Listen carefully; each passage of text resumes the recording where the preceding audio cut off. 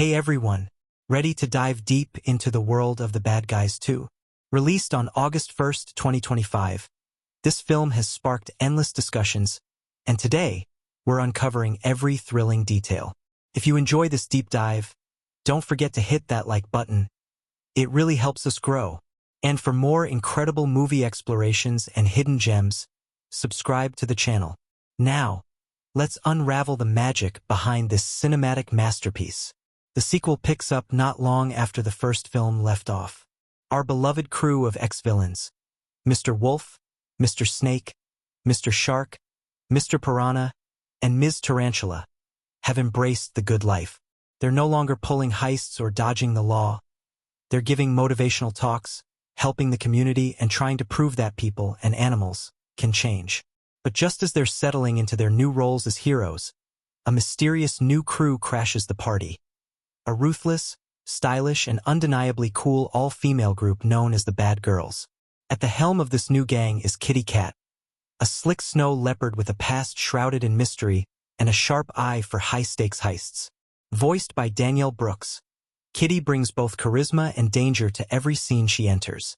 Alongside her are Pigtail, a tech-savvy wild boar voiced by Maria Bakalova, and Doom, a sarcastic raven with an unpredictable edge, played by Natasha Lyonne. This trio doesn't just steal jewels, they steal the spotlight, forcing the original bad guys to confront what it truly means to be reformed. The film doesn't just rehash the first story, it expands the universe. With globe-trotting locations from Paris rooftops to the neon-lit streets of Tokyo, the animation takes a massive leap forward. DreamWorks and Sony Pictures Imageworks pull out all the stops, blending slick action sequences with stunning visual flair. The opening chase scene alone, which features a mid-air museum heist turned aerial dogfight over the Eiffel Tower, sets the tone for the entire movie. Fast, funny, and filled with flair. What makes The Bad Guys 2 even more compelling is its character depth. Mr. Wolf, voiced again by Sam Rockwell, finds himself drawn to Kitty Cat, not just romantically but ideologically. She tempts him with the thrill of being bad again, and that inner conflict drives much of the film's emotional weight. Meanwhile, Mr. Snake, still hilariously skeptical and snarky as ever thanks to Marc Maron's performance, questions whether they ever truly left the con game behind. Their brotherhood is tested, and this emotional tension anchors the story in something more than just clever twists and fast-paced fun. And speaking of twists, oh, there are plenty. Without spoiling too much, let's just say not everyone is who they seem, and one of the bad guys might be playing both sides. These reveals are handled with care, giving audiences those satisfying aha moments while deepening the plot. Musically, Daniel Pemberton returns with a score that's even more dynamic than the first. Jazz meets funk meets high-octane techno in a soundtrack that pulses with energy. Each major scene has its own sonic identity, making the film feel like a living mixtape. As the film builds toward its explosive finale, a multi-layered heist set in a floating casino over the Adriatic Sea, our heroes are forced to pull off one last job. But this time, it's not about riches. It's about trust, redemption, and proving to the world, and to themselves, that being good can be just as thrilling as being bad. The Bad Guys 2 is more than just a fun sequel. It's a stylish, smart, and heartwarming ride that deepens its characters while delivering on the action and laughs. With returning voices like Craig Robinson, Anthony Ramos, Awkwafina, and Zazie Beetz, along with newcomers that breathe fresh life into the franchise. It's a film that balances charm, chaos, and emotional stakes beautifully. If you walked into the theater expecting just another animated sequel, chances are you walked out pleasantly surprised. It's slick, it's stylish, and above all, it's a blast. And with those final moments teasing yet another chapter, this universe of reformed rogues may just be getting started. Thanks for joining this deep dive into The Bad Guys 2. If you caught any hidden references or favorite moments we missed, drop them in the comments. We love hearing from you. And don't forget to like, subscribe, and ring the bell for more cinematic deep dives just like this one. Until next time, stay curious and stay cinematic. Released on August 1st, 2025, The Bad Guys 2 bursts onto screens with more swagger, more heart, and a whole lot more chaos than its predecessor. This isn't just another animated sequel. This is a bold evolution of a world audiences thought they knew. From the first frame, the energy is magnetic. It opens not with a calm reintroduction, but with a high-octane chase across the rooftops of Tokyo, drones buzzing overhead, neon lights flickering, and a mysterious new crew pulling off a dazzlingly coordinated heist while our original heroes watch from the sidelines. No longer the criminals, now just spectators. And that's the premise in a nutshell. What happens when the world's most notorious bad guys go straight? Only to find they missed the thrill? The film takes our beloved crew, Mr. Wolf, Mr. Snake, Mr. Shark, Mr. Piranha, and Ms. Tarantula, and throws them into a spiral of self-reflection. They're trying to be good. They're hosting charity events, giving TED Talk-style lectures on reform, and starring in their own rehabilitated reality show. But behind the scenes, they're bored, unfulfilled, and maybe even a little tempted. Then comes the shake-up. An elite, all-female gang calling themselves the Bad Girls. Kitty Cat, the effortlessly cool snow leopard. Pigtail, a brilliant yet explosive wild boar engineer. And Doom, a sardonic raven with a sharp eye for chaos. They're not just new antagonists, they're a mirror. Everything the bad guys used to be, but with style, focus, and a plan.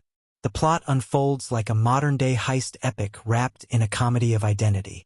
When the bad girls pull off a series of global thefts, leaving a trail of clues only the bad guys can interpret, they're drawn back in, not out of necessity but out of curiosity.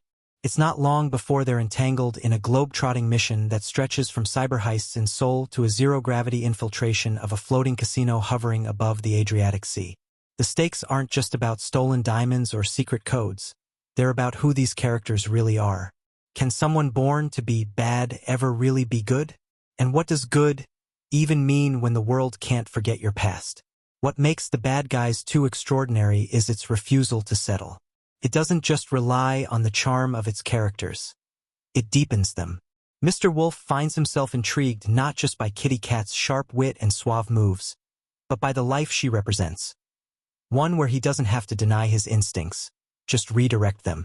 Mr. Snake, ever the skeptic, begins to question whether his best friend is slipping back into old habits. Ms. Tarantula flexes her hacker skills in inventive new ways, finally taking center stage in moments that test her ingenuity and independence. Mr. Shark and Mr. Piranha bring the laughs, but even they get emotional arcs that explore vulnerability and loyalty. It's a sequel that grows with its characters, daring to explore the cost of change and the constant temptation of the past. Visually, the film is a triumph. The original's kinetic, stylized animation, reminiscent of hand-drawn storybooks and classic comic strips, returns, but this time it's sharper, faster, and bolder. The environments feel alive. Slick cityscapes soaked in color, jungles teeming with motion, and underwater vaults that pulse with tension. Every set piece is memorable. Parisian sky tram chase, a laser-dodging sequence inside a spiral vault, a face-off aboard a speeding magnetic train. These aren't just fun to watch. They're crafted with rhythm, spectacle, and emotion. The voice acting elevates every moment. Sam Rockwell brings a layered charm to Mr. Wolf, torn between who he is and who he wants to be. Mark Maron delivers biting sarcasm as Mr. Snake, grounding even the wildest scenes in real emotion. The chemistry between them simmers with history. Meanwhile, Danielle Brooks is an absolute force as Kitty Cat, sophisticated, dangerous, and endlessly captivating. Natasha Lyonne infuses Doom with snarky menace, while Maria Bakalova's pigtail balances brainy genius with unpredictable chaos. Together, they reshape the dynamics of the franchise, injecting it with fresh energy and ideological conflict. One of the film's most powerful achievements is its ability to juggle tone. It's fast and funny, yes, with clever one-liners and sight gags that will have audiences of all ages laughing.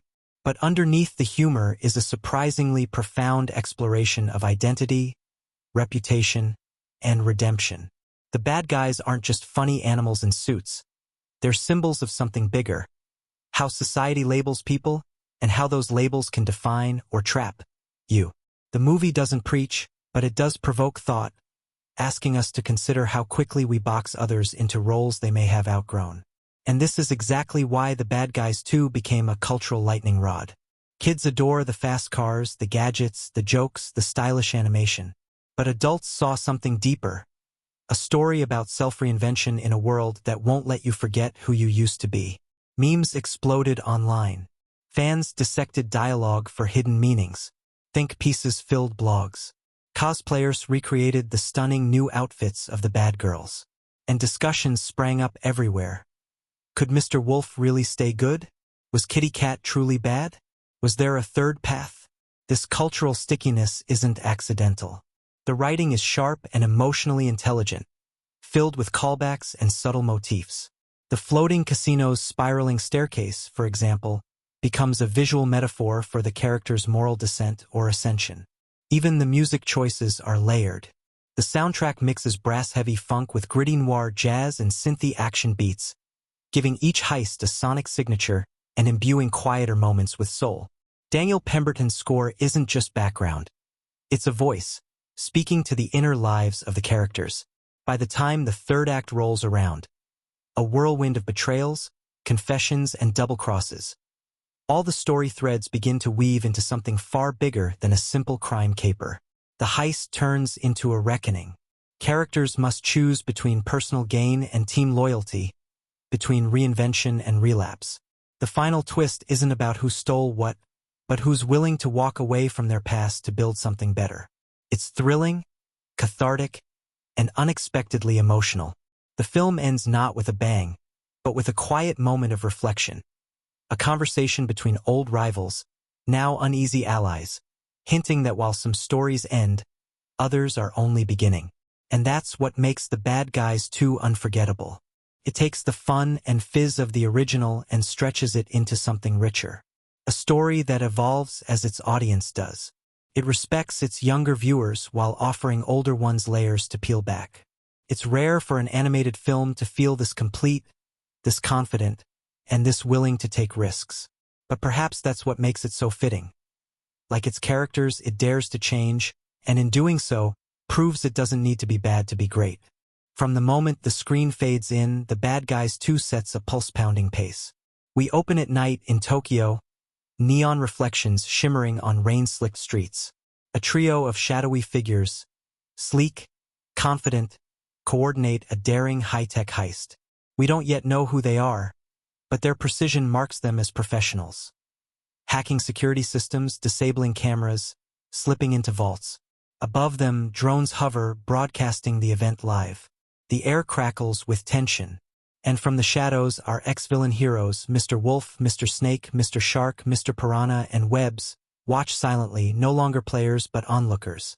They've traded their criminal pasts for spotlight and redemption, but this opening scene reminds them, and us, that temptation is potent when adrenaline is pulsing. Transitioning to their new lives, we find each character in a scene that feels wholesome but contrived. Mr. Wolf is giving a motivational talk to children about choosing the path of good, weaving in references to his old life to drive home the message. His charm is intact, but there's a flicker of longing in his eyes. Meanwhile, Mr. Snake appears on a daytime talk show, fielding questions about rehabilitation. It should be uplifting, but he's clearly irritated, coming across as brainy but prickly. Ms. Tarantula is live-streaming a tutorial on cybersecurity for vulnerable communities, empowering, yes, but far from the thrill of high-stakes hacks she thrived on. Mr. Shark and Mr. Piranha host a clean-up event in a seaside town, joking around with fans, showing off their charisma, but their joy feels surface level. This isn't a slow start, it's purposeful. For the audience, it sets a tension. Our favorite rogues are now reformed, but are they reborn, or just playing the role? And then the turning point arrives. A sleek private jet touches down on the tarmac of a desert airstrip. On board are three new figures, each unforgettable in silhouette. The agile snow leopard Kitty Cat moves with calculated grace. Beside her, the burly wild boar Pigtail fidgets with gadgets and blueprints, eyes gleaming with excitement. Last comes Doom, a dark-feathered raven whose cawing laugh echoes through the cabin as doors close. We linger on their confident expressions. These aren't amateurs. They're a new breed. They stride outside, and our heroes are already waiting, summoned by an anonymous message that dangles impossible riches before them. A team up or a trap? Drawn back into the game, the former bad guys assemble in a dimly lit warehouse. They share awkward greetings. They're out of practice, Mr. Snake complains. I swear my last code I hacked was for charity. Mr. Shark's grin falters. Ms. Tarantula flips open her laptop. They want us for our skill. That's flattering, right? The mood is a blend of excitement and dread, anticipation and dread. They know what they left behind, but they also know they miss it. Their contact arrives. Kitty Cat in full boss mode, stepping into the spotlight. She pitches the plan. A coordinated global heist, several locations, each with a piece of a larger puzzle. She praises the bad guys for brilliance but warns them, no funny business. We move like a machine. Yet there's more than business in her voice. There's a hint of challenge, almost flirtation, and it sends Mr. Wolf off balance. As the planning begins, tension between the teams comes into focus. Mr. Snake and Pigtail lock intellectual horns. She's impulsive with tech, he's calculated and cynical. In the same room, Doom peppers Webbs with offhand remarks. You tech geeks are so precise. Tell me you've got backup in case things explode. Webbs stares her down. Flash of quiet determination. Meanwhile, Wolf and Kitty Cat circle each other. Close enough that sparks are palpable, but neither admits it yet. The first mission unfolds in Sydney, Australia, a high-security biotech facility. It's midnight, rain pelting the glass walls, lights flickering. The team splits. Wolf and Kitty Cat lead the extraction, Snake and Pigtail surveillance, Webbs hacking communications, Shark and Piranha on diversion duty. We punch through the facility's defenses with a blend of stealth, misdirection, and high-tech wizardry. WD-40 jokes, laser-dodging stunts, floating drone distractions. Every troop moment flushes with energy. But not everything goes smoothly. Inside the vault, they discover something unexpected. Not just data or cash, but a sealed canister. Pigtail raises an eyebrow. Kitty Cat freezes. Wolf hesitates, sensing layers beneath the mission. That canister? The setup for something bigger and maybe more dangerous. Before they can process it, sirens scream. The diversion team grafts a musical flash mob. But there's more. Security is adapting, knowing their playbook. They dash, adrenaline-fueled escape through narrow corridors, hacking doors, fighting guards. They emerge triumphant but breathless. The canister is intact, but its mystery looms. Back aboard the jet, as yet unnamed flight toward the next location, the atmosphere crackles. Kitty Cat congratulates the team but warns that this was just Act 1. Mr. Wolf slips her a glance. You've already got me hooked. She smiles unreadably, as though she's planned that. The rest of the team is silent or processing. The canister pulses softly in its secure casing behind them. As dawn breaks over a new skyline, perhaps Paris, we shift into the next quest. But before we land, a cutaway scene. Someone watching. A figure in a sleek suit, eyes glinting. They observe drone feeds of Sydney in a control room. They tap a button labeled, Proceed with Plan B. In that moment, the screen cuts to black, and the music drops hard. By this midpoint of Act 1, we've met the bad girls. We've drawn our old favorites back into the fray. We've pulled the first heist of high tension, and we've discovered a ticking, unknown element, the canister. Tonal shifts from nostalgic jokes to serious stakes set the mood for the rest of the film. It begins not with the bad guys, but with a break-in that feels like a ballet of precision and chaos. The screen glows with the neon pink haze of Tokyo's skyline, camera angles sweeping across rooftops and through flashing billboards. 3 masked figures glide through a penthouse security system like ghosts, silent, efficient, and completely in control. In less than 4 minutes, they've bypassed biometric locks, extracted a glowing silver case, and disappeared into the rainy night. No faces, no names, just a signature scrawled onto the vault wall in red paint. Bad girls. Cut to a sunny park in San Diego, where the former bad guys, Mr. Wolf, Mr. Snake, Mr. Shark, Mr. Piranha, and Ms. Tarantula, are now local celebrities.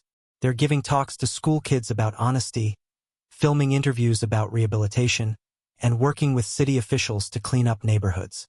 It's a life they've worked hard to build since their transformation at the end of the first film.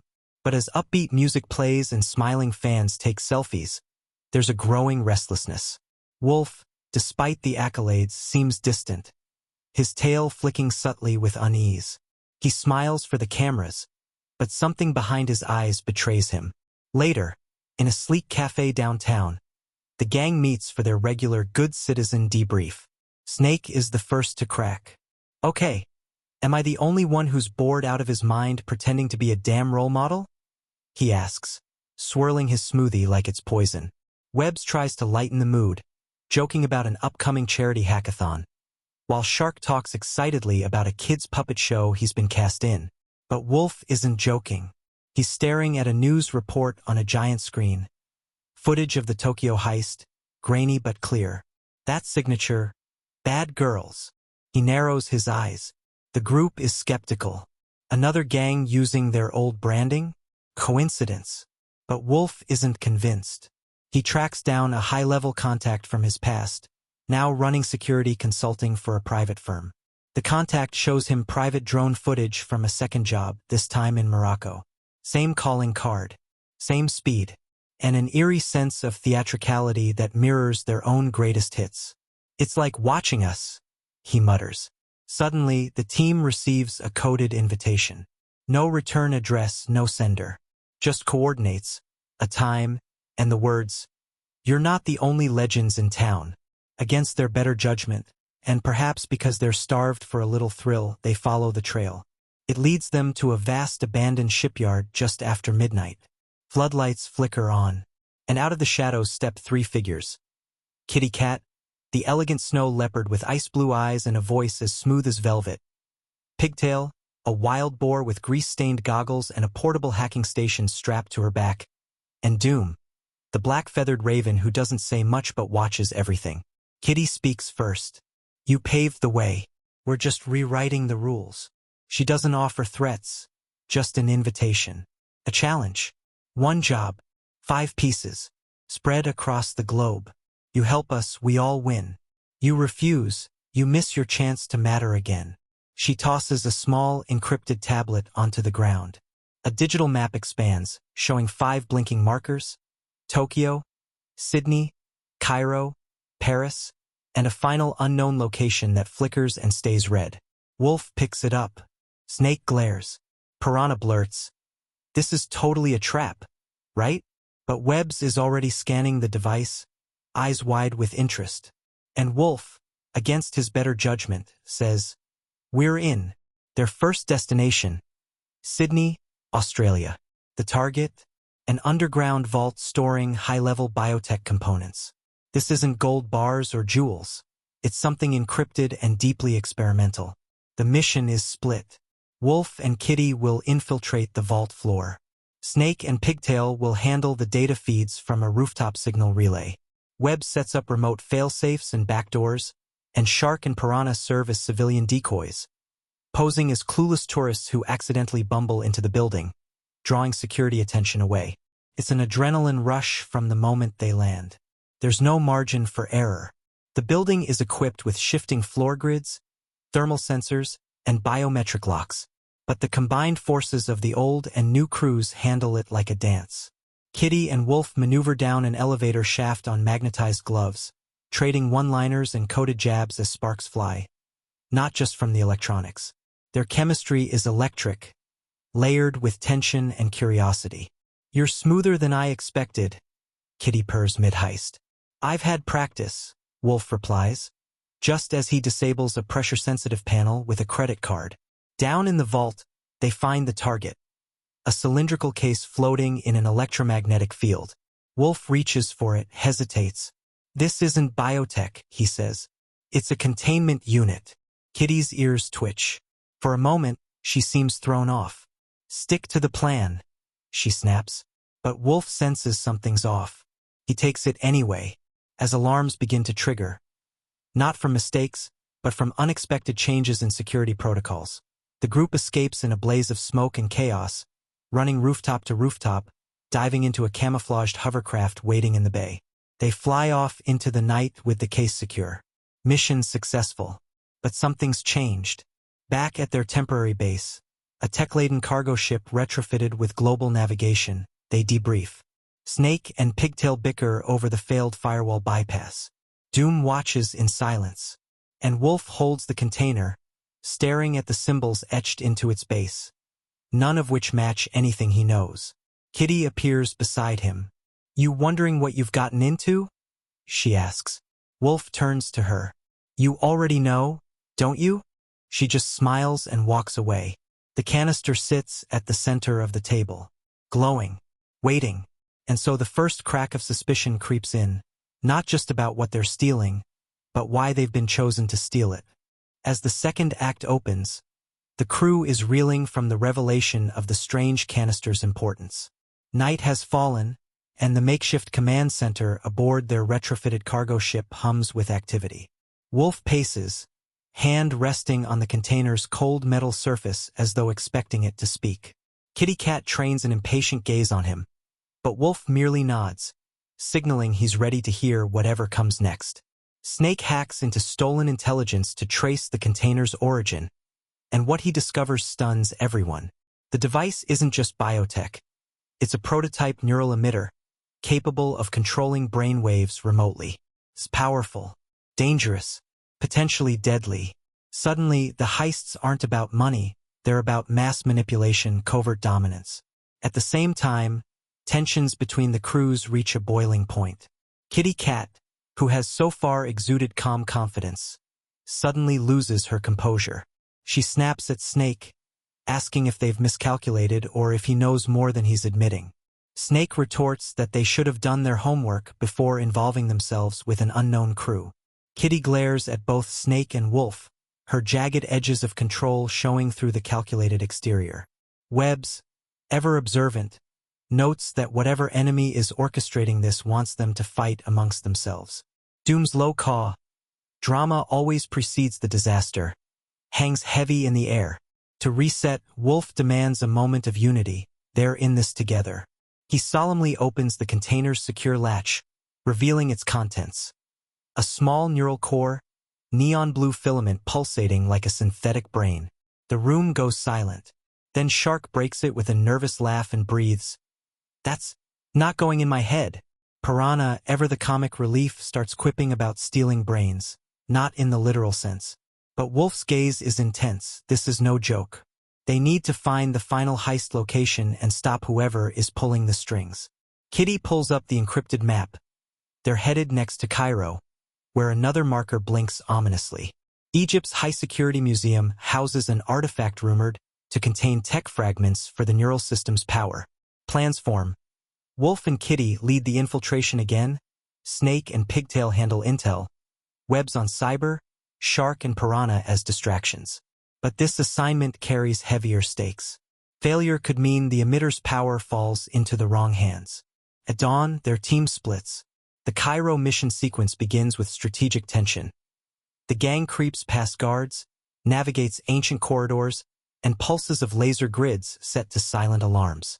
The setting itself, dark stone walls, drifting sand, centuries of history, gives the scene scale. Ms. Tarantula's quiet hacking of ancient security overlays modern and old, digital and mystical, as hieroglyphs glow beneath her fingertips.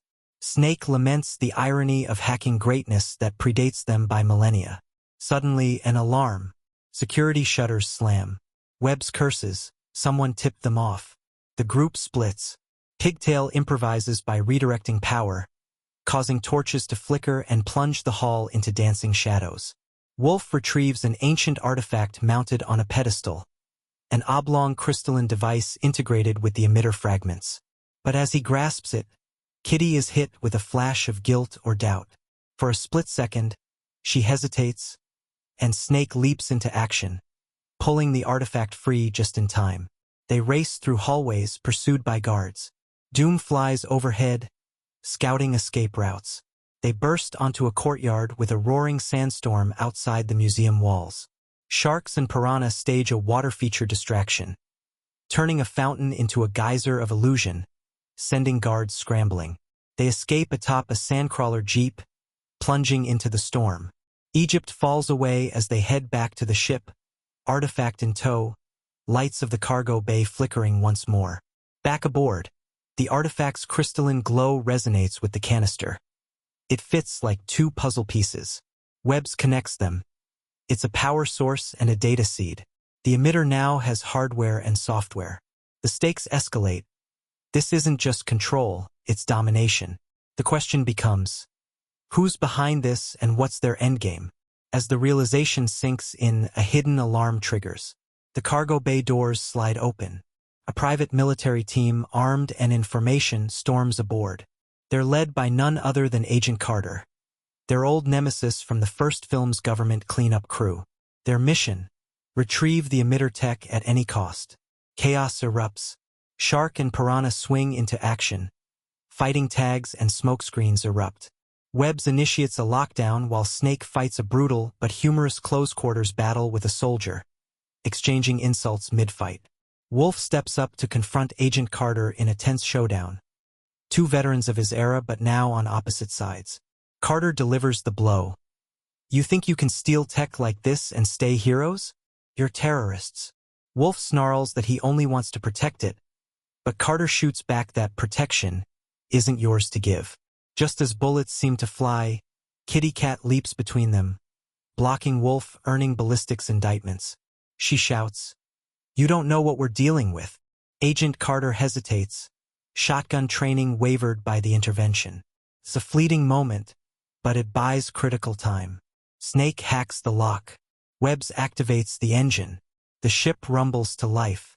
The bad guys, the girls, and the emitter tech hurtle out of the military hangar into the open sea. They escape, but not unscathed. Injuries, bruised trust, and wounded pride linger. In the infirmary, Kitty nurses a deep cut on her forearm. Wolf tends to her but hesitates before touching newfound wounds. Snake and Pigtail share a terse conversation. He won't forgive her next miscalculation. Webb stands guard, silent and wary. Doom caws softly. Storms brew before the lightning. For a moment, the crew drifts, mirrored by the ship's rocking. The artifact and emitter pulse in synchronization.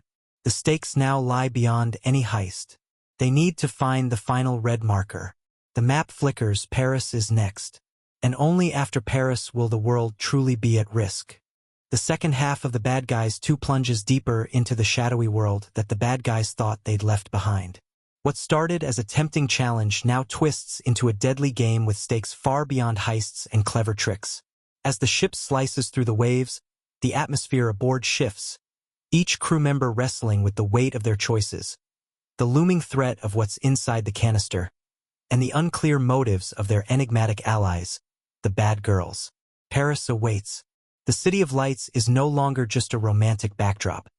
It becomes the stage for a confrontation that will test loyalties, reveal secrets, and force hard decisions. The moment they arrive in Paris, tension crackles. The crew moves through a labyrinth of underground tunnels beneath the Louvre, where the final piece of the puzzle is hidden, a high-tech quantum key needed to activate the neural emitter's full power.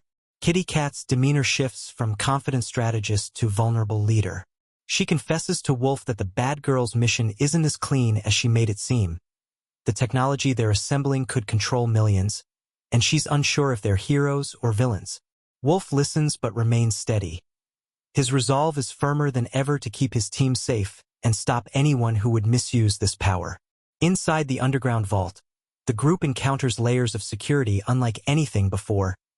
Laser grids that dance with deadly precision, AI-driven defense bots with razor-sharp instincts, and cryptic puzzles that seem almost sentient. The action is kinetic and cinematic. Snake and Pigtail coordinate with Webbs in a digital symphony, disabling security nodes while Shark and Piranha create diversions that seem to mock the very idea of stealth. But then, a harrowing betrayal. Doom, the silent raven who is watched from the edges, reveals herself to be an agent of the shadowy mastermind behind the operation. Her caw pierces the tense silence as she activates an emergency lockdown, trapping the bad guys and bad girls inside. The team's trust shatters, and panic threatens to overwhelm them. Wolf confronts Doom with a mixture of disbelief and resolve. Why? You were one of us. Doom's eyes glint coldly. I am exactly what you underestimated. A player who never needed you. With the vault sealed, the crew must work against the clock. Kitty Cat, wounded by the betrayal, leans on Wolf for leadership.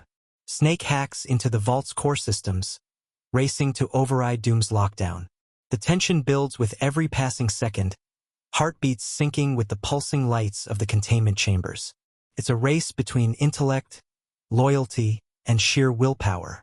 Outside, Agent Carter's private military force closes in, having tracked the group to their location. But when they arrive, they find the vault doors wide open and the crew missing, except for Doom, who has escaped with the quantum key and the neural emitter's core. Carter, surprised by this turn, orders a relentless pursuit. The plot twists deeper. Kitty Cat reveals her true mission was never to dominate, but to sabotage the neural emitter from within the operation, a secret she kept even from the bad guys.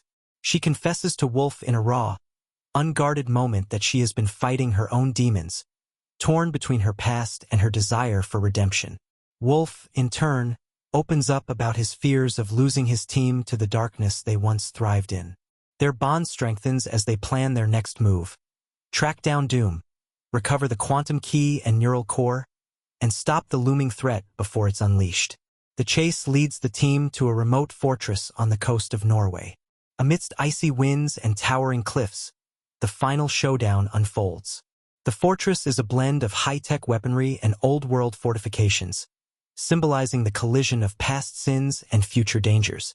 Doom, fully revealed as the mastermind's top operative, awaits with an army of mercenaries. The battle is fierce and personal. Shark and Piranha demonstrate their fierce loyalty, fighting side by side to protect their friends. Snake and Pigtail combine brains and brawn, sabotaging key defenses and turning Doom's weapons against her. Webbs hacks into the fortress's systems, opening escape routes and disabling alarms. In the heart of the fortress, Wolf and Kitty Cat face Doom. It's a psychological and physical duel, echoing their earlier camaraderie turned rivalry. Doom taunts them with the promise of a world controlled by fear and manipulation, challenging Wolf's belief in redemption and Kitty Cat's hope for a better future. The turning point comes when Kitty Cat sacrifices herself to save Wolf from a fatal blow, buying him the moment to disable the neural emitter's core. Her last words, whispered as she falls, urge Wolf to believe in the good that still remains. Wolf's victory is bittersweet. As the fortress collapses in a controlled demolition, he carries Kitty Cat's memory and the lessons she taught him about courage, trust, and sacrifice. Back on the ship, the team reflects on their journey. They've faced betrayal, danger, and their own inner demons. Each member finds closure in different ways. Snake reconnects with his passion for hacking with a new purpose. Shark and Piranha start planning community projects to help rebuild what was broken. Webbs commits to protecting digital freedom, and Wolf steps forward as the team's leader with renewed resolve. The film closes with the bad guys sailing into a sunrise. No longer just criminals or heroes, but something more nuanced. A family forged through trials, bound by loyalty, and committed to fighting for a better future. In the world of the bad guys too, every character carries more than just a name or a species. They carry stories of redemption, conflict, and change. These aren't your typical heroes or villains.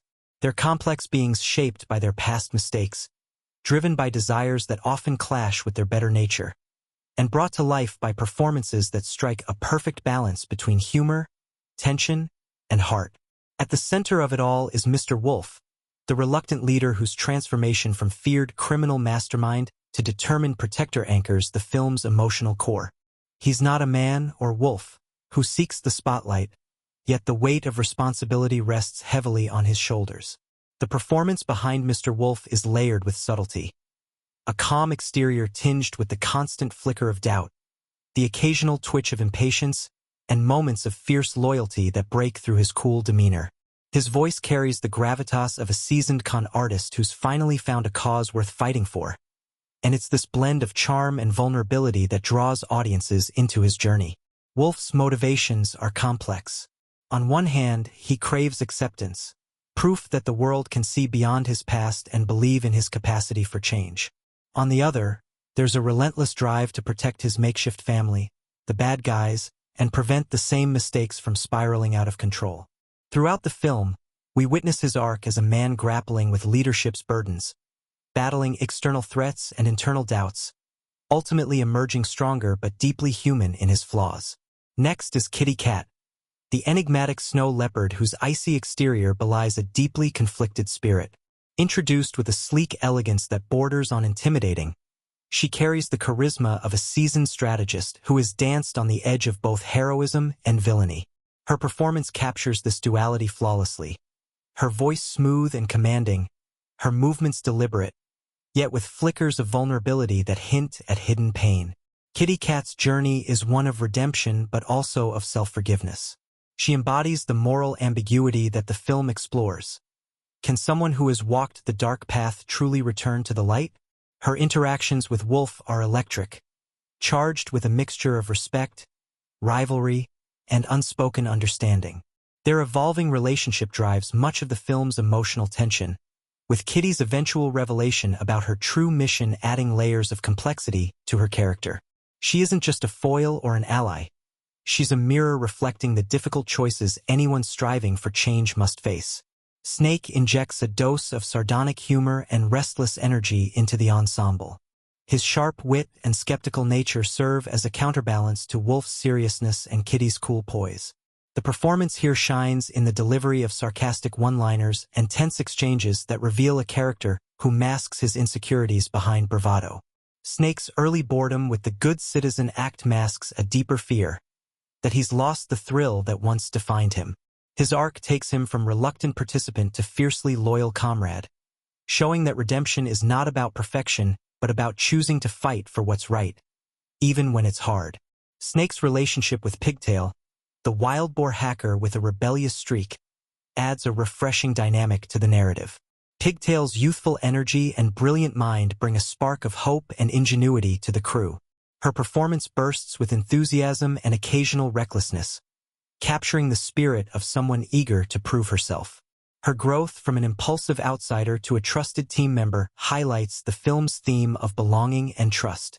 Together, Snake and Pigtail's banter and partnership add a layer of warmth and humor that balances the film's darker moments. Webbs, the methodical and slightly quirky tarantula, grounds the team with his tech expertise and calm demeanor. His performance is subtle but essential. He's the unsung hero who keeps the crew connected and protected through his hacking skills. Webbs embodies the archetype of the quiet genius, but the film gives him moments to shine beyond his code cracking. His loyalty and understated courage reveal the strength found in unexpected places, reminding viewers that heroism comes in many forms. Shark and Piranha, the duo of aquatic enforcers, bring physicality and humor to the team. Shark's booming voice and protective nature contrast with Piranha's snappy attitude and quick reflexes. Their performances emphasize camaraderie and lightheartedness, providing relief amidst tension, while also showcasing the depth of their commitment to the group. Their interactions and teamwork highlight the film's message about finding family in unlikely places. Doom, the black-feathered raven, is perhaps the most mysterious character. Her silence and watchful presence set her apart, making her eventual betrayal all the more impactful. The performance uses minimal dialogue but maximum presence, with every glance and call loaded with meaning. Doom's arc challenges notions of loyalty and deception, reminding the audience that trust is fragile and the stakes are high when allegiances shift. Supporting characters, like Agent Carter, enrich the narrative with their own complexity. As the government's determined enforcer, Carter is not merely an antagonist but a symbol of institutional authority and the blurred lines between justice and control. The performance balances toughness with moments of doubt, especially as Carter confronts the bad guy's humanity. This nuanced portrayal prevents the character from becoming a one-dimensional villain, instead adding depth to the conflict. The film's ensemble works seamlessly to create a world where each character's actions ripple through the story, affecting relationships and outcomes. The performances elevate the writing, transforming what could have been archetypes into fully realized individuals with relatable struggles and triumphs. The actors' chemistry is palpable, From the electric tension between Wolf and Kitty Cat to the easy camaraderie of Shark and Piranha. From Snake and Pigtail's banter to the subtle exchanges that build trust and reveal vulnerabilities.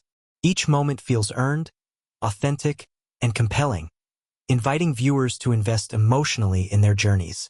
What makes these characters unforgettable is not just their species or skills, but the emotional truths they embody. They grapple with identity, loyalty, forgiveness, and the quest for redemption. Themes universal yet rendered fresh through the film's inventive storytelling and vibrant animation. The blend of humor, action, and heart ensures that the characters resonate long after the credits roll, sparking conversations about what it means to change and what it takes to belong.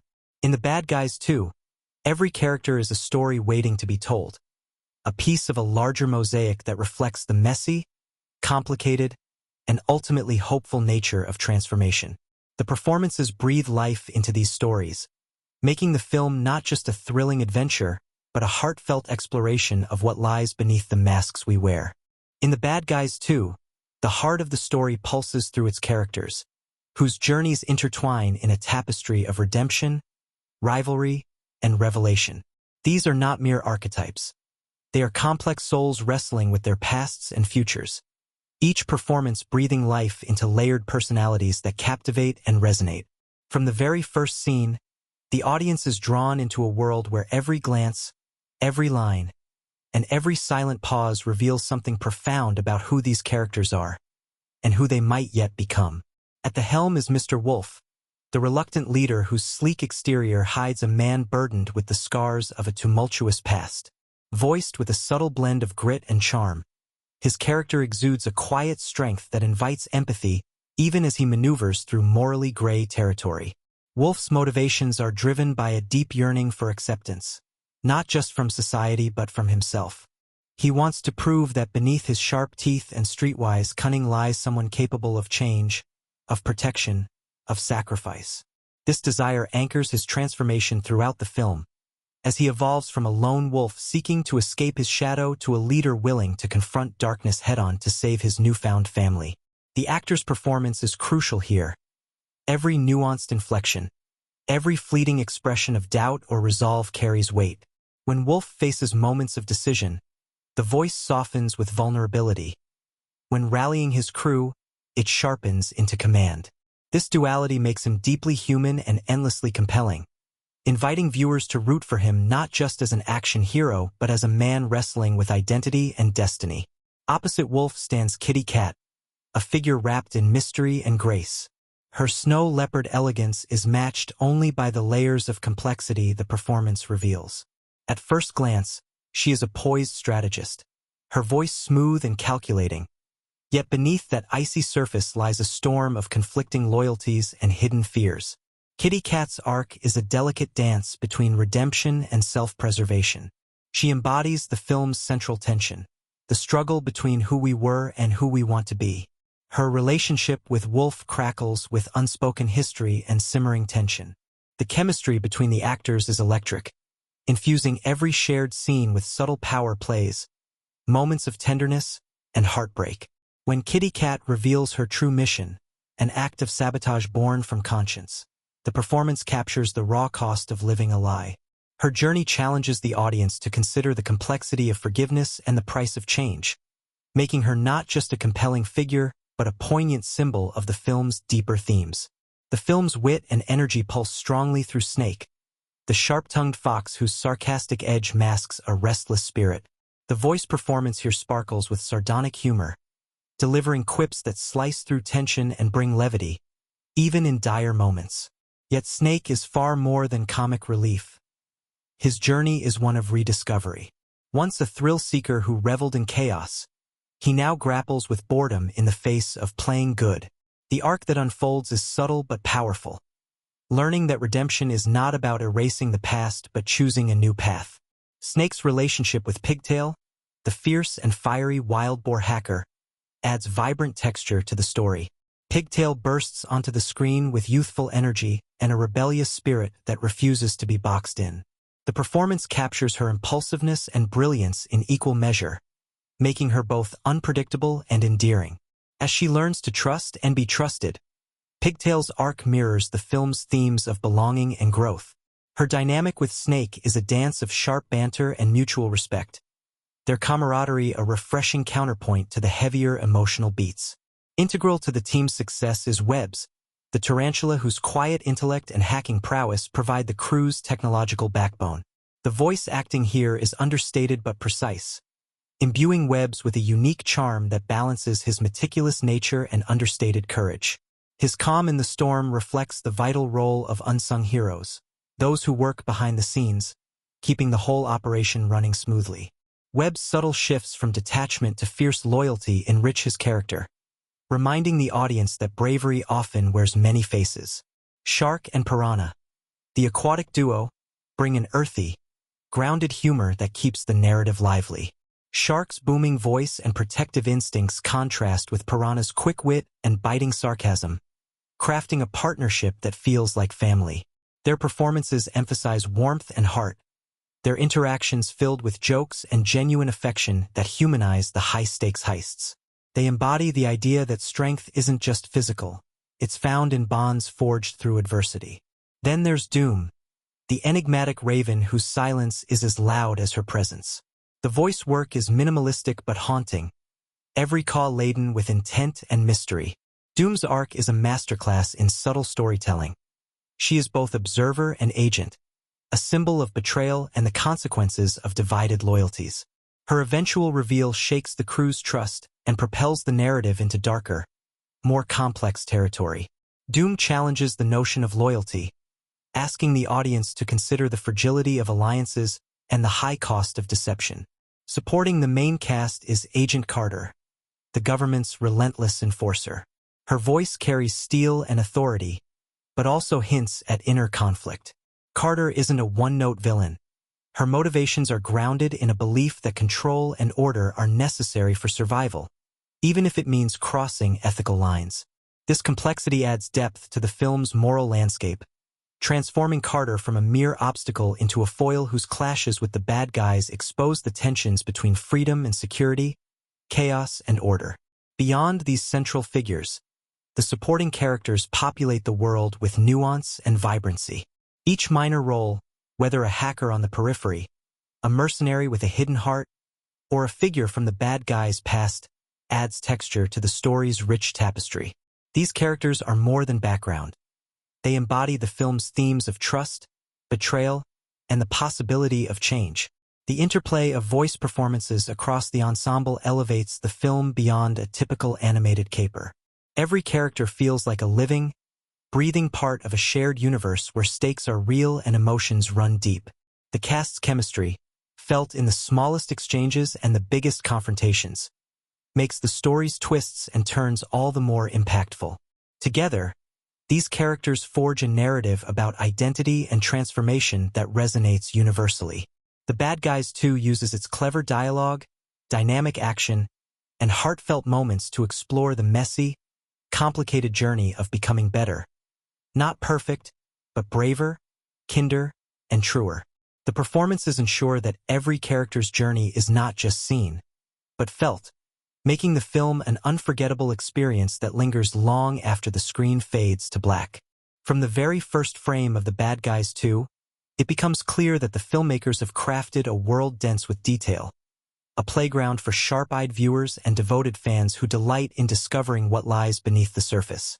What appears at first glance as a fast-paced heist adventure soon reveals itself as a treasure trove of hidden references, clever foreshadowing, and cultural nods that enrich the story and reward repeat viewings with fresh insight. One of the most enchanting aspects is the way the film plays with classic heist genre tropes, but with a twist that is uniquely self-aware. The opening scene itself is peppered with subtle callbacks to iconic heist movies. Shadows cast in chiaroscuro lighting reminiscent of Heat, a security camera's blinking red eye nodding to Mission Impossible, and the slick, multi-angle camera moves echoing Ocean's 11. These cinematic references aren't just stylish flourishes. They serve to immerse the audience in a tradition of caper storytelling, grounding the story in a rich lineage even as it forges its own identity. Throughout the early sequences, the film cleverly foreshadows later plot twists by embedding symbolic motifs. The recurring image of a labyrinthine maze, Whether in the physical architecture of the Louvre's underground vault or in abstract visual cues, mirrors the complexity of the character's moral choices. When Wolf and Kitty Cat navigate the twisting corridors, the set design itself becomes a metaphor for the tangled loyalties and hidden agendas that will soon surface. This is no coincidence. The art direction consciously uses such symbols to hint at the film's deeper themes of trust, deception, and the search for redemption. Even the color palette shifts subtly to mark changes in tone and character arcs. Early scenes bathed in cool blues and grays evoke a sense of detachment and calculated control, reflecting the crew's initial professionalism and cautious optimism. But as betrayals emerge and alliances fracture, the hues deepen into rich reds and shadowy blacks, visually signaling danger, passion, and the erosion of trust. These choices create an almost subliminal emotional rhythm, guiding viewers through the narrative's twists without a word spoken. Fans with a keen eye will also notice the filmmaker's playful use of animal symbolism to enrich character development. Mr. Wolf's sleek, gray fur isn't just a design choice. It embodies the cunning and pack mentality central to his role.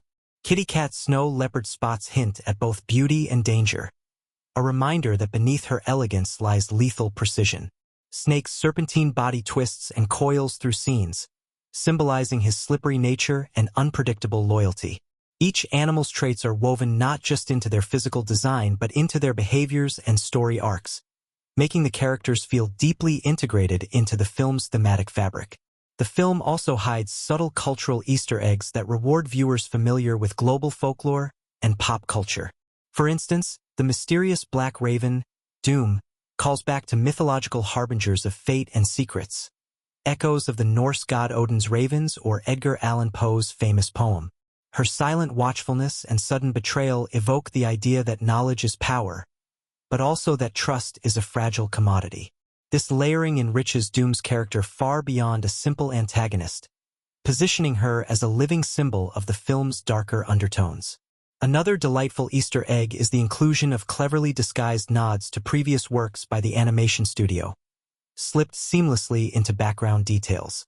On one wall of the Paris underground vault, graffiti art depicts a sly fox figure striking a pose suspiciously similar to Snake, suggesting a shared universe, or at least a playful wink to longtime fans. Elsewhere, a poster in a cafe scene subtly references a famous heist movie with a vintage film reel and iconic mask. Details so brief they might be missed without careful attention. Dialogue throughout the movie is sprinkled with witty allusions that add layers of meaning. When Kitty Cat remarks about the game we play, it's not just about the heist. It's a meta-commentary on the film's exploration of morality and identity as a game of masks and mirrors. Wolf's occasional quips about running in packs nod not only to his wolf nature, but to classic themes of loyalty in crime stories, echoing lines from well-known gangster films. The music score is another masterstroke in layering meaning. Subtle leitmotifs recur with variations tied to different characters and plot developments. The sly, jazzy undertone accompanying Snake's scenes transforms into a tense, distorted echo as his loyalty wavers, while Kitty Cat's elegant theme becomes fragmented when her secret mission surfaces, sonically reflecting her internal conflict. These auditory cues subliminally guide the audience's emotional experience, making the story's shifts more immersive. One cannot overlook the clever use of props as storytelling devices. The quantum key, for example, is designed with intricate geometric patterns that resemble ancient cipher symbols, a nod to the classic trope of the secret code, while also symbolizing the unlocking of both technology and hidden truths. When the key is first introduced, the camera lingers just long enough for observant viewers to catch faint engravings that hint at its dangerous potential, foreshadowing the high stakes that follow. The film's humor itself often contains hidden references. When Pigtail hacks into the vault's security system, her computer screen briefly shows lines of code that, when paused on, reveal jokes and puns related to hacking culture and past animated heist films. These brief flashes create a layered viewing experience where fans of technology and animation alike can appreciate the playful craftsmanship. Even the characters' costumes carry symbolic weight and subtle references. Kitty Cat's sleek, minimalist attire evokes classic femme fatale aesthetics from film noir, connecting her to a lineage of mysterious, morally ambiguous heroines. Wolf's casual yet functional outfit reflects his leadership style, pragmatic but with a flair for confidence. Snake's more flamboyant accessories hint at his showboating nature, while Pigtail's rebellious fashion sense underscores her youthful defiance. The film also cleverly incorporates cultural landmarks into its setting, not just as backdrops but as narrative elements. The Louvre, famously housing treasures and secrets, becomes more than just a location. It symbolizes the quest for hidden knowledge and the dangers of power. The film's underground maze beneath the museum conjures real-world myths of secret passages and hidden chambers, blending historical mystery with modern thriller elements. This grounding in real culture lends authenticity and depth to the story world. Beyond the obvious, there are visual callbacks to classic animation and cinematic moments. Certain chase sequences mirror the rhythm and framing of iconic scenes from earlier animated capers, such as the precise timing of a narrow escape or the artful use of shadows to conceal identities. These homages deepen the film's connection to its genre heritage while delighting animation enthusiasts. The filmmakers also infuse subtle social commentary through background elements and dialogue, enriching the film's texture. Conversations about trust, surveillance, and the balance between security and freedom echo contemporary concerns, giving the film relevance beyond its adventurous plot. These themes are woven naturally into the story, encouraging reflection without detracting from the excitement. For the most dedicated fans, hidden references extend even to the credits. Names of fictional companies and institutions appearing in the credits are playful anagrams or puns referencing classic heist films or animation pioneers. These final touches underscore the filmmakers' love for the genre and their audience's keen attention. Finally, one of the most touching Easter eggs is the thematic emphasis on family, both chosen and biological, hidden throughout subtle character interactions and visual motifs. Whether it's the way the crew shares a meal, exchanges knowing looks, or unhesitatingly risks everything for each other, the film celebrates bonds that transcend blood. This theme, quietly reinforced through careful detail, elevates The Bad Guys 2 from a mere caper to a heartfelt exploration of connection and trust. This deep dive reveals how The Bad Guys 2 isn't just a high-energy animated adventure. It's a layered, thoughtfully crafted experience brimming with hidden gems that enrich the narrative and reward viewers who look closer. Every frame, every sound, and every gesture is a piece of a larger puzzle, inviting audiences to return again and again, discovering new surprises that deepen their appreciation of this cinematic gem. If you'd like, I can expand on any of these discoveries or weave in examples from specific scenes. Diving behind the sleek animation and adrenaline-pumping heist sequences of The Bad Guys 2 reveals a fascinating world filled with creative challenges, surprising decisions, and stories that often feel stranger than fiction. From the earliest days of production to the final touches on the soundtrack, this film's journey was anything but straightforward, marked by moments of ingenuity, conflict, and serendipity that ultimately shaped the blockbuster we know today. One of the most intriguing production challenges began very early, with the animation team's ambitious goal to blend hyper-realistic textures with the vibrant, stylized character designs. The creative directors wanted the fur, scales, and feathers of each animal to feel tactile and believable, while maintaining a playful, cartoonish energy. This posed a unique technical puzzle. Traditional animation pipelines couldn't easily accommodate the level of detail desired, especially with the complex lighting needed for scenes set in shadowy vaults and moonlit rooftops. To solve this, the team pioneered a hybrid animation technique that married handcrafted character rigs with cutting-edge rendering software originally designed for live-action VFX. This process involved painstaking iterations, with animators often reworking sequences dozens of times to achieve the perfect balance of realism and expressiveness. The fur on Mr. Wolf alone reportedly required over 1,000 unique shaders to capture subtle shifts in light and shadow. Such dedication pushed the studio's technology to its limits and delayed the initial release schedule, but the results set a new standard in animated character design. Voice casting was another area filled with unexpected twists. Initially, the production team approached several well-known actors for the role of Wolf, aiming for a gritty, streetwise tone. However, early editions left the directors feeling that the role needed someone who could combine charisma with a nuanced vulnerability, something not always easy to find in big-name stars who often leaned into their star personas. The breakthrough came when a lesser-known actor, known for intense dramatic roles rather than voice work, auditioned with a reading that was raw, layered, and deeply human. This unexpected choice brought a fresh, authentic edge to Wolf that critics later praised as a highlight of the film. Perhaps even stranger were the dynamics during the recording sessions. The voice actors, many of whom were unfamiliar with each other prior to the film, were deliberately kept apart during early recording to maintain natural tension and friction between their characters. This unusual approach to voice direction meant that some of the most electric exchanges, like the simmering rivalry between Kitty Cat and Wolf, were captured almost without rehearsal, resulting in performances brimming with spontaneous energy. Later, when the cast finally met on set for group recordings, the atmosphere was electric, with actors sharing laughs and bonding over their characters' intertwined fates. Behind the scenes, the film's screenplay underwent numerous rewrites, some prompted by real-world events that the writers felt could add relevance and resonance. For instance, a key subplot involving government surveillance and the ethical dilemmas of security was originally much more lighthearted. But as the script evolved, influenced by rising public debates around privacy and control, it took on a darker, more urgent tone. This shift surprised some in the production team, who initially feared it might alienate younger viewers, but it ultimately added a level of depth that elevated the film beyond its genre conventions. One of the strangest and most controversial moments occurred during post-production.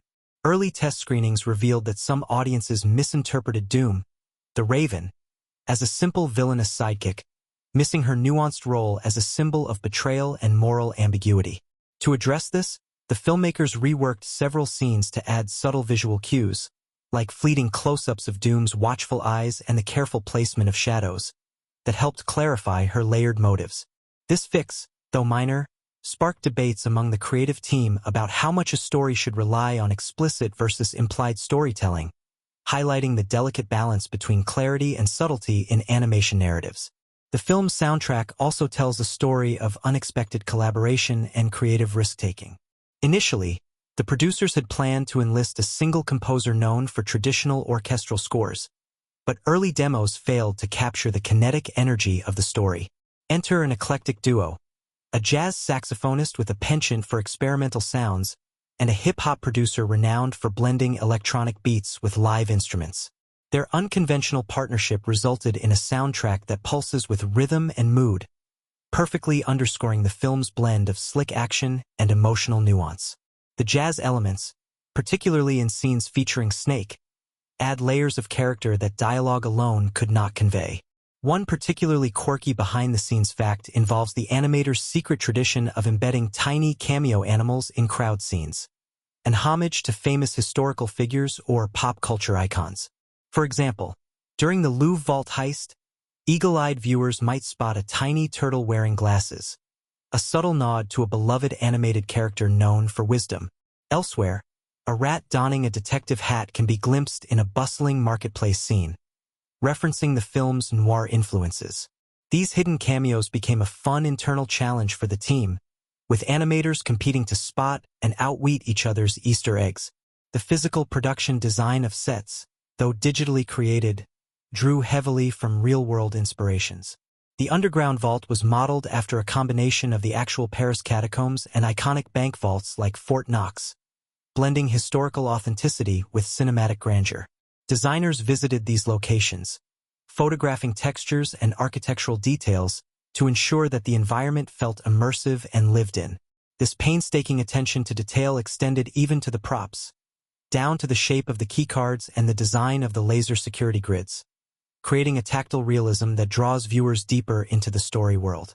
A lesser-known but fascinating anecdote involves the animator's challenge with conveying Pigtail's hacker prowess in a visually engaging way. Unlike traditional action scenes with explosions and chase sequences, hacking is inherently an invisible, cerebral activity. To dramatize this without resorting to clichés, the creative team consulted with actual cybersecurity experts and studied real hacking visuals, incorporating data streams, code bursts, and neural network-inspired graphics. This gave Pigtails scenes a kinetic energy that feels authentic yet thrilling, a rare feat in animated films. Amid all the technical innovation, some of the most memorable moments emerged from happy accidents.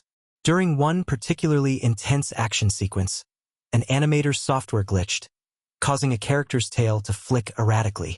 Instead of correcting it immediately, the director found the movement added a quirky, humorous beat and insisted it remain.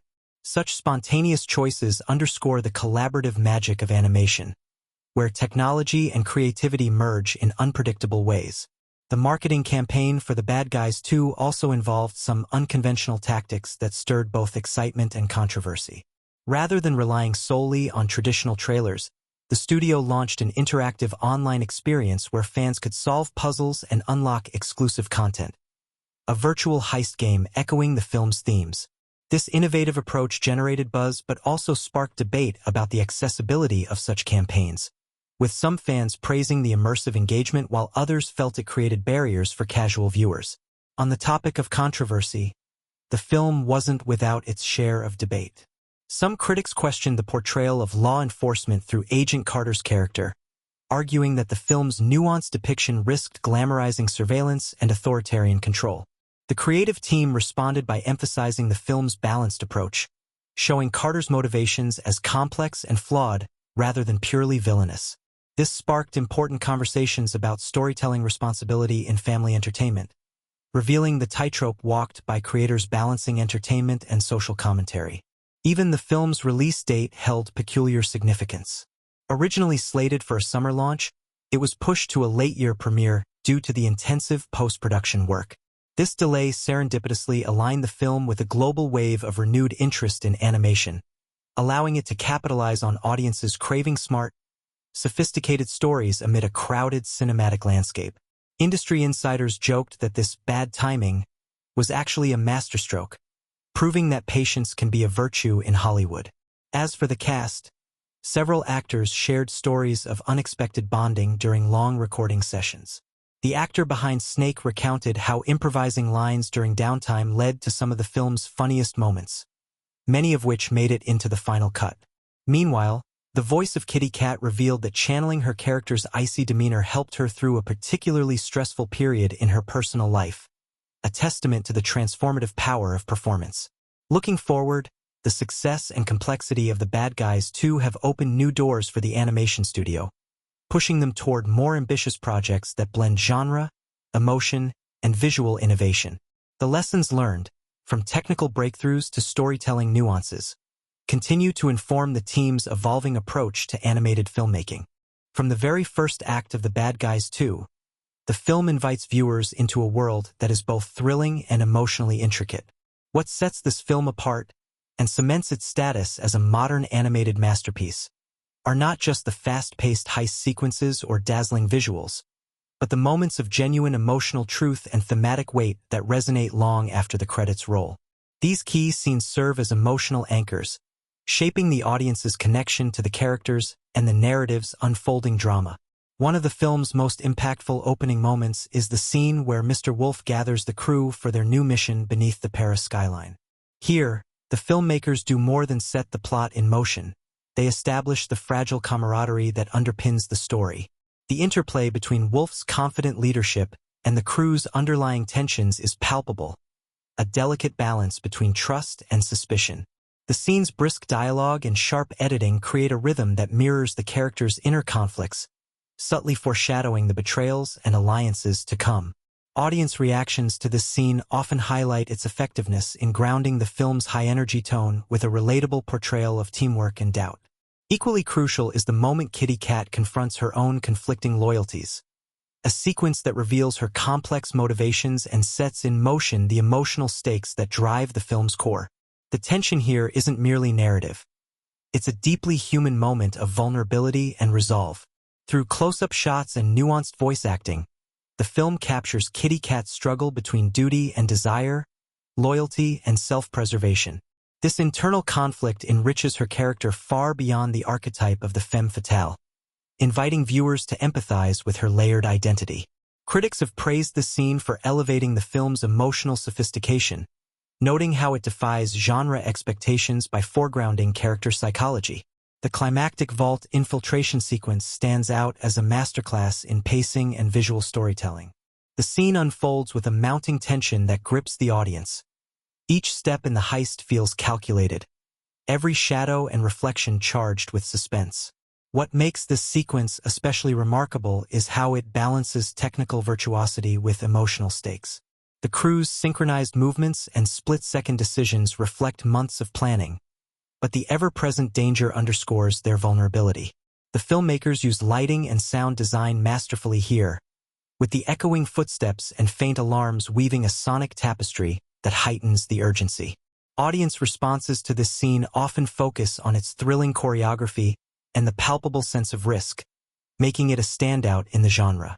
Another pivotal moment is the reveal of Doom's betrayal, a turning point that shifts the narrative's emotional landscape.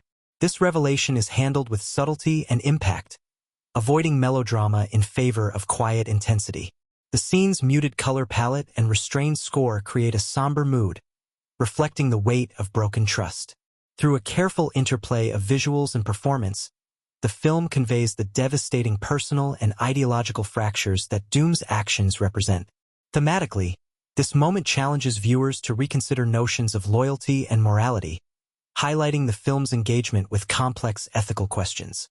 Critical analysis often points to this scene as a bold narrative choice, deepening the story's emotional texture and inviting nuanced discussion. The film's use of humor amidst tension also deserves mention, particularly in scenes where the characters' personalities shine through in unexpected ways. For instance, Pigtail's quick wit and youthful irreverence provide much-needed levity without undercutting the story's seriousness.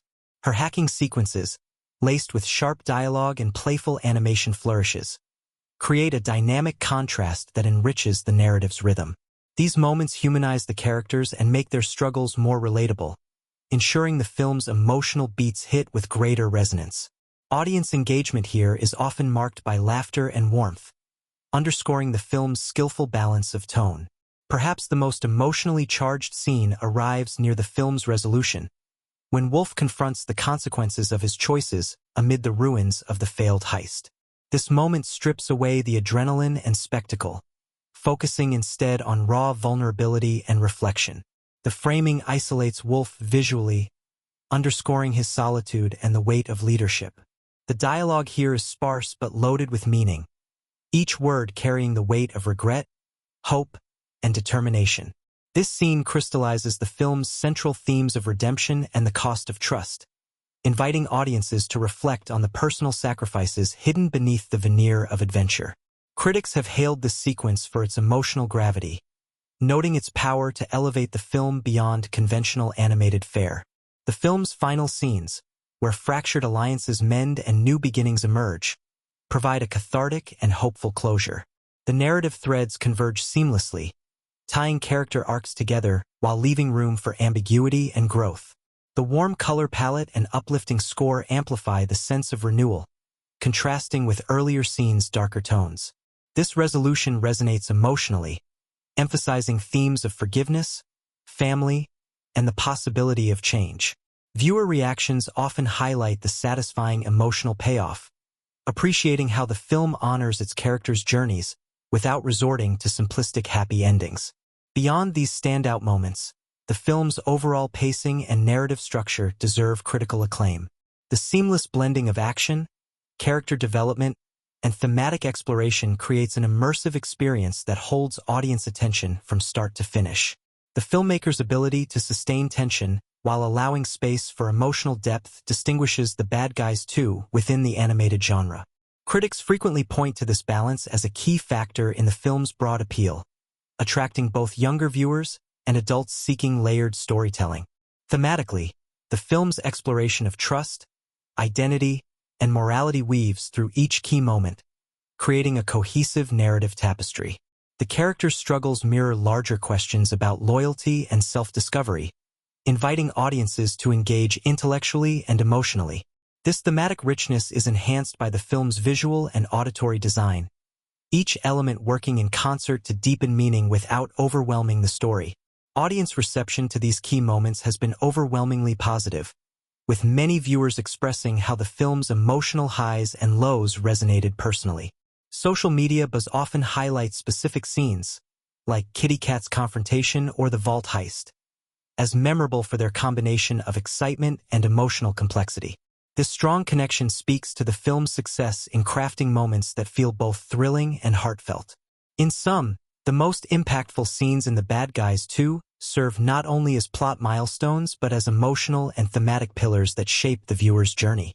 Their careful construction and nuanced execution transform the film from a simple heist story into a rich, resonant experience.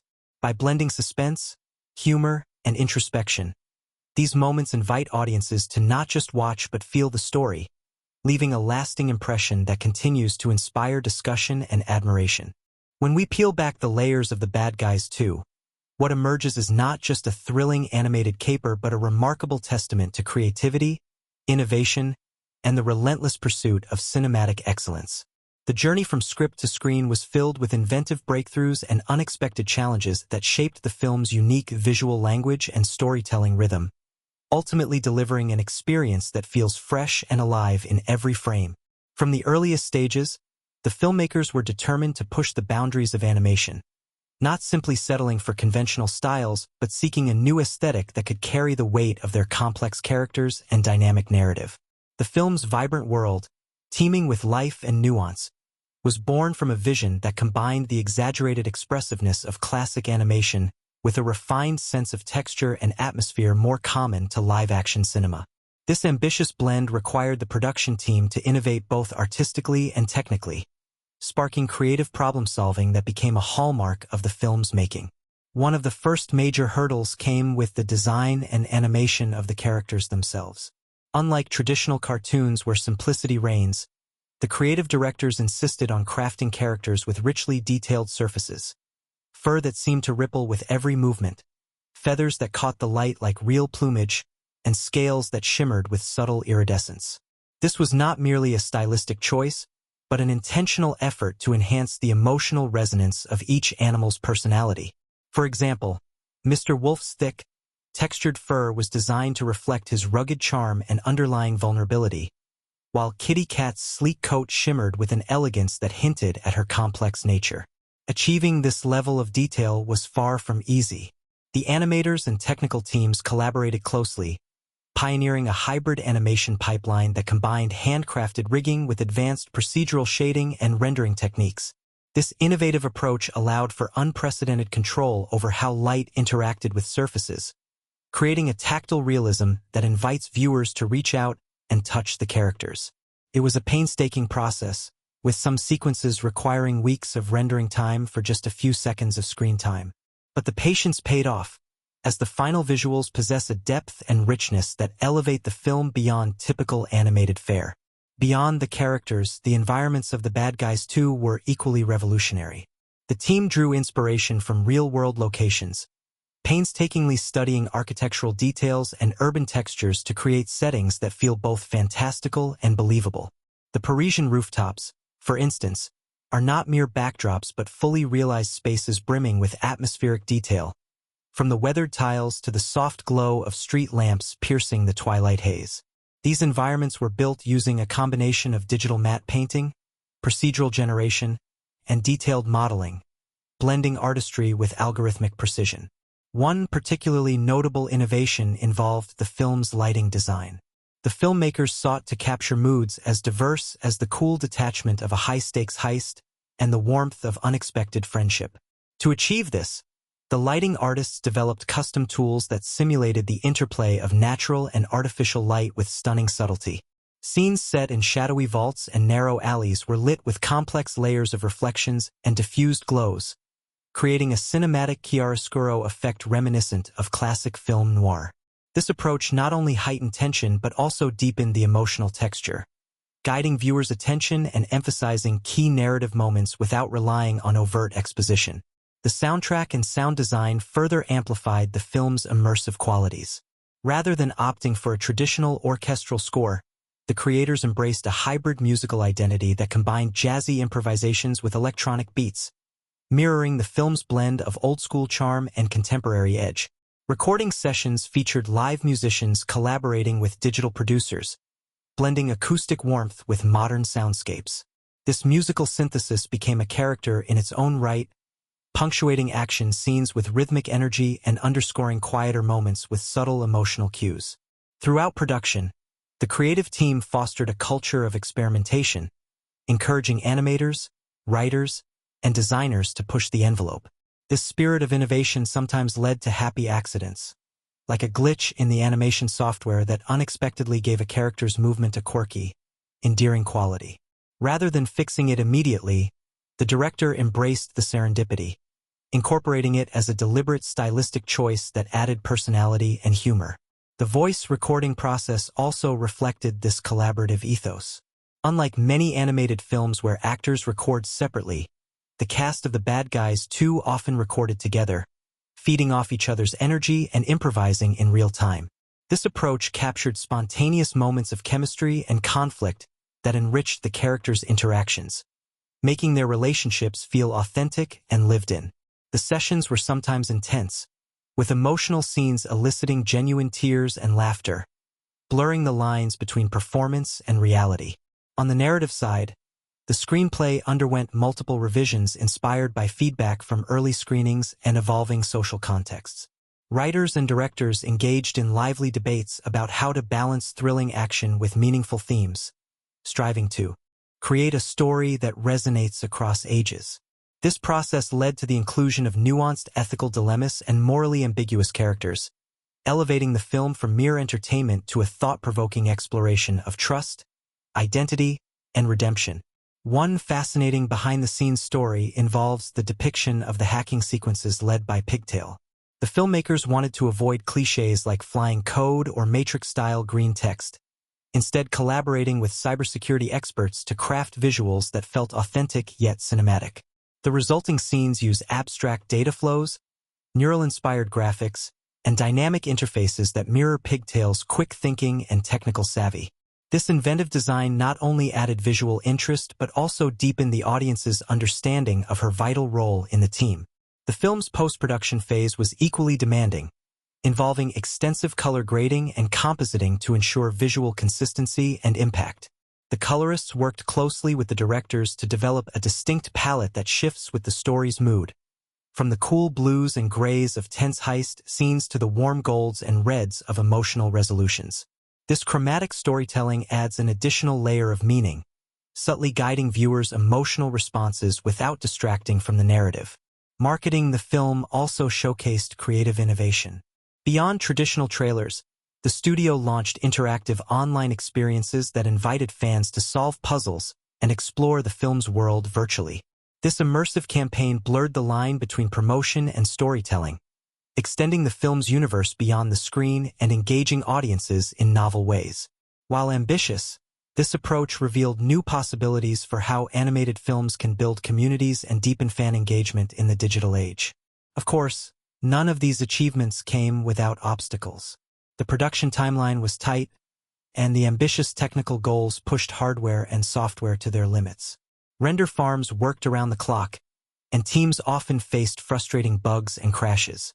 Creative differences arose as the team balanced innovation with practicality, occasionally requiring compromises that tested patience. Yet through persistence and collaboration, the filmmakers transformed these challenges into opportunities for growth, honing their craft with each iteration. In the end, The Bad Guys 2 stands as a shining example of how animation can be a powerful medium for storytelling innovation. Its creative and technical achievements are not mere gimmicks but integral elements that serve the story's heart and soul. The film's rich textures, dynamic lighting, evocative soundscapes, and emotionally nuanced performances combine to create a world that invites repeated viewing and discovery.